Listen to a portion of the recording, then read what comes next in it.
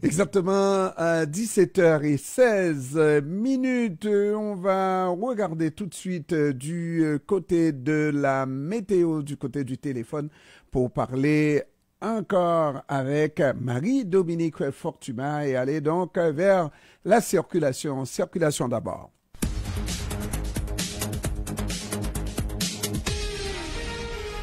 Marie-Dominique Fortuma, comment se présentent les choses?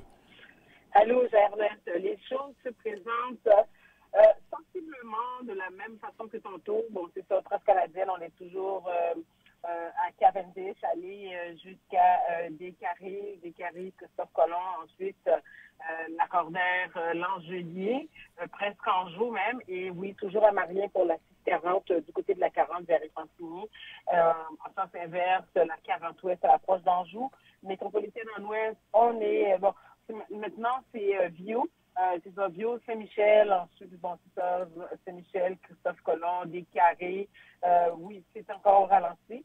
Et puis, on est à Côte-Vertu pour la 13 du côté de l'ouest de l'île, d'un ouest des sources aussi, qui est au ralenti. Les 13 nord, 13 sud, 15 nord, 15 sud, là aussi, il faut prendre son mal en patience. Et puis, pour les ponts de Laval, le pont Viau, Parc Antique, La Châtelle, Gouin, Marcel-Lorrain, vers Chomédé. Sinon, Papineau-le-Blanc, la voie de droite, il reste encore un peu de ralentissement pour tourner en Bourassa, puis dans le sens inverse, on est à Prière. Et puis, pour le pont Pineuf, Saint-Martin, Henri Bourassa et Descastiers, Henri Bourassa. Alors, ici, on va du côté de la Rive-Sud. La 25 Sud, on est toujours à Beaubien, c'est encore au ralenti. La 25 Nord, bon, c'est un petit peu à l'entrée du tunnel, à l'approche du tunnel, là, c'est ça, oui, c'est là que le ralentissement commence. C'est ça, ça va jusqu'à Beaubien. Et puis, Beaubien, presque en jour même, je dirais. Sinon, la 15 Sud, on est toujours à de la Vérandrie. 15 Nord, ça va. Pour Bonaventure, on est encore à l'île des Sœurs, merci Saint-Pierre. Et puis, bon, Jacques-Cartier les approche un petit peu encore du ralentissement. Papineau-Sud, c'est encore occupé vers Jacques-Cartier. Sinon, on les approche, c'est ça pour les approches. Et ensuite, en sens inverse, je veux dire, de l'Origny-Nord, là, la sortie du pont Jacques-Cartier, là aussi, vous allez ralentir vers Metz, c'est presque à Sherbrooke, Rachel. Alors, Et donc, c'est en plein cœur de l'heure de pointe maintenant, là, ouais. Oui, c'est en plein cœur. Vraiment, là, c'est vraiment assez solide à certains endroits. Et puis, pour la météo, c'est le soleil très haut et très chaud. Mm-hmm. Oui, c'est ça, actuellement 15 degrés. Et puis, oui, très chaud, on est bien, c'est ça. Puis ce soir et cette nuit, 12 degrés et... ensuite, on parle de jusqu'à 40% de possibilités d'averse de pluie au cours de la nuit.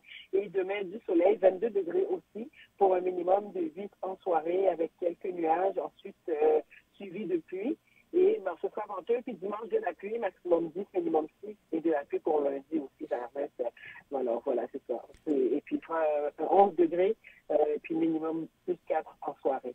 Merci Dominique Fortuma, mesdames, mesdemoiselles, messieurs, qui sera avec nous en fin de parcours pour le mot de la fin, circulation météo. Merci Dominique, à tout à l'heure. À tout à l'heure. Merci, au revoir. Au revoir. 17h20, il y a à peine une heure qu'on a fait cet enregistrement avec Jérémy Lamarche, responsable du dossier de la judiciarisation et du droit de cité au RAPSIM. Écoutez ce que cela a donné. Nous avons avec nous en ligne Jérémy Lamarche, qui est responsable du dossier de la judiciarisation et du droit de cité au RAPSIM. Est-ce que j'ai bien présenté Jérémy Lamarche? Absolument, c'est bien moi. Bon, alors Jérémy Lamarche, il y a un problème d'itinérance au centre-ville. Il y a une étude qui vient nous apprendre que la détresse liée à l'itinérance, lui, nuit à l'image du centre-ville. Qu'est-ce qu'on peut faire, Jérémy Lamarche? Il faut déplacer l'itinérance du centre-ville, l'envoyer ailleurs, peut-être au goulag ou je ne sais quoi. C'est une bonne question. Effectivement, nous, on pense pas au Rapsim qu'il faille envoyer, déplacer encore une fois là, les personnes en situation d'itinérance. On se rappelle que le centre-ville de Montréal, c'est un lieu historiquement habité par des personnes en situation de marginalité urbaine. On peut se remémorer le Red Light au siècle dernier, là, où plusieurs personnes habitaient. Même chose là pour les squares Vigée, Square Berry, qui est aujourd'hui la place Émilie-Gamelin. Donc, bref, le centre-ville est un lieu où les personnes en situation de marginalité urbaine, notamment les personnes en situation d'itinérance, vivent.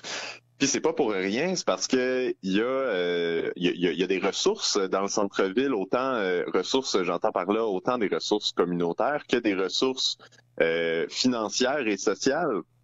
Au sens où vous et moi, on veut se rencontrer, on va dans un café, on socialise. Ben pour les personnes en situation d'itinérance, il y a des lieux clés au centre-ville qui sont des lieux de socialisation. Puis même chose aussi pour Katie, du fait qu'il y a plusieurs personnes qui passent à travers le centre-ville pour aller travailler, pour aller à l'école. Mais ça fait en sorte que les gens ont plus accès à des ressources monétaires en étant dans le centre-ville.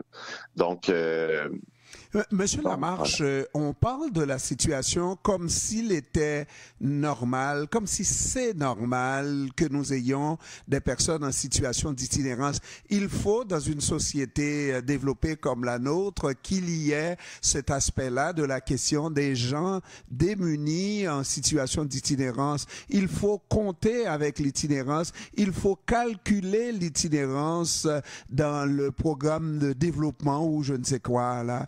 Comme quoi c'est obligatoire, c'est nécessaire. Mais oui, en fait, c'est une réalité pragmatique, c'est une réalité de terrain qu'on constate. Néanmoins, l'itinérance, c'est pas fatal non plus. Il y a plusieurs facteurs structurels et collectifs qui alimentent l'itinérance, voire qui la créent. On peut penser à la crise du logement, on peut penser aux enjeux économiques là, avec les difficultés qu'on vit avec l'inflation. On peut penser au manque de services de santé accessibles à toutes et tous.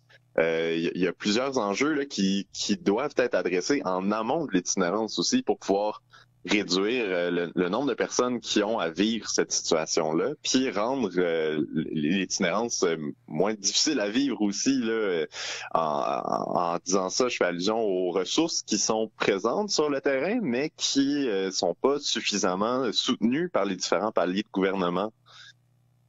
Voilà. Le directeur général de Montréal Centre-Ville, Monsieur Castanheira, proposerait de déplacer les itinérants du centre-ville. Il prend en exemple ce qui se passe à Vancouver, en Ontario, plus précisément dans les grandes capitales, dans les grandes villes du Canada.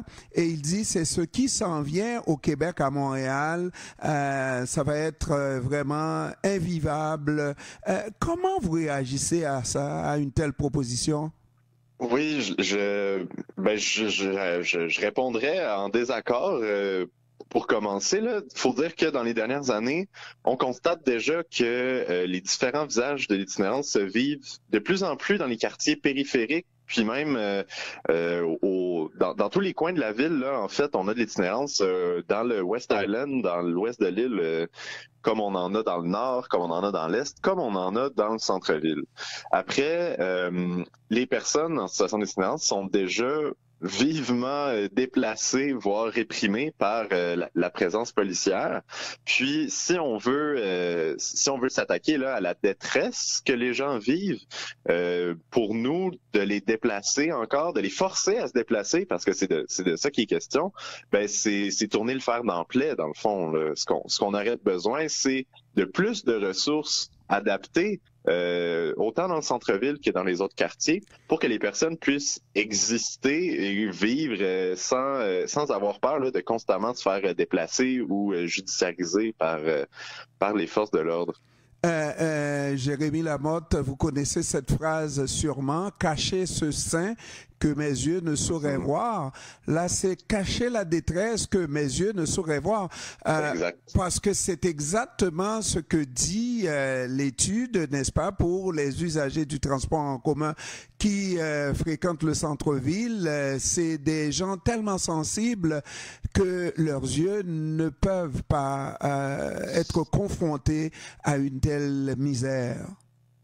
Oui, en effet. Puis, je trouve qu'à un certain point, c'est un peu retourner le problème, au sens que la détresse, comme elle n'est pas fatale, on a des outils collectifs pour s'y pencher, pour essayer de la réduire, puis de voir ça d'un côté de on trouve ça difficile de voir la détresse.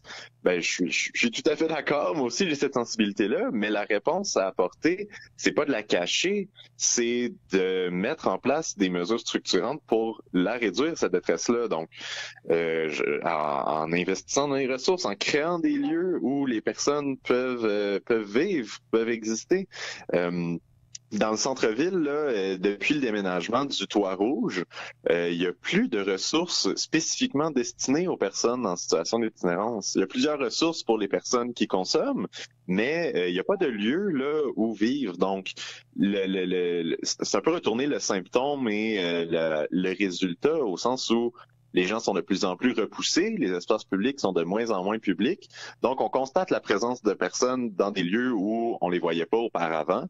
Mais faut pas mettre de l'huile sur le feu, là. Faut répondre à ces besoins de ces personnes-là.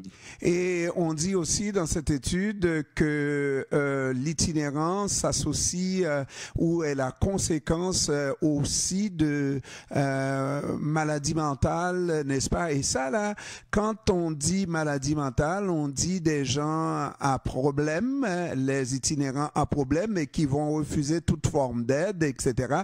Et ça, c'est problématique, hein? Ben oui, mais je trouve que c'est problématique de l'aborder comme ça, au sens où la santé mentale et l'itinérance, c'est un peu l'œuf ou la poule.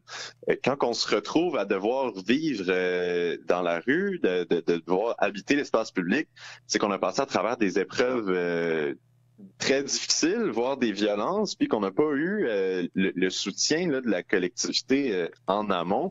Donc, c'est sûr que de passer à travers une perte de logement, une éviction, une mise à pied, un divorce, toutes sortes de situations, ben ça a un impact sur... c'est des situations difficiles à vivre, ça a des impacts sur la santé mentale. Puis après, quand on vit aussi dans l'espace public, ben on est encore plus exposé à des violences, à des situations traumatisantes.